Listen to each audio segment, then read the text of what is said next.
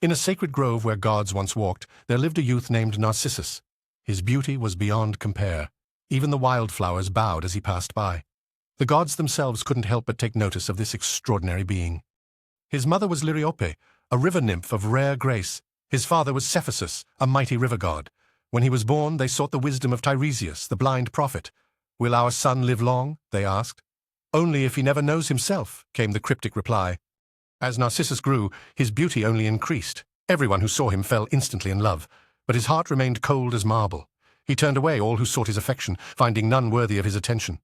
One day, fate led him to a hidden pool in a quiet grove. The water was still as glass, clear as crystal. Thirsty from his wandering, he bent down to drink. That's when he saw it, a face of such perfect beauty that it took his breath away. But in that reflection, he saw more than just his own face. He saw the craftsmen who made his sandals, the vineyard workers who grew his wine, the weavers who made his clothes. All these lives, all these stories woven into his own being. In his reflection, he saw the musicians who carved his lute, the fishermen who caught his food, the shepherds who tended the flocks. Every face, every hand, every heart had somehow shaped who he was. It was a tapestry of countless lives, all connected through him. The truth washed over him like a wave. He wasn't just himself. He was a vessel filled with the world's love and labor. Every comfort he'd known, every pleasure he'd experienced, came from the hands and hearts of others.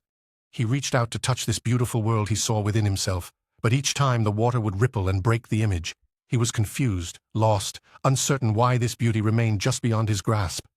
Then, in a moment of stillness, he began to notice the world around him, the rustling leaves, the singing birds, the gentle breeze. He felt the sun's warmth on his skin. He realized that the beauty he sought wasn't just in the reflection, it was everywhere. As his heart opened, he understood that the faces he'd seen weren't just reflections. They were real people, with real lives. Their beauty wasn't trapped in the pool. It was all around him, waiting to be embraced. And so Narcissus left his reflection behind. He went out into the world to find the beauty he'd seen in the pool. He sought out the people whose hands had shaped his life. He learned to love not just his own image, but the whole world that had made him who he was. And in the end, Narcissus found a far greater love than self-admiration. He discovered the beauty of connection, of community, of being part of something larger than himself. In loving others, he finally came to truly know himself, and in doing so, he fulfilled the prophet's words.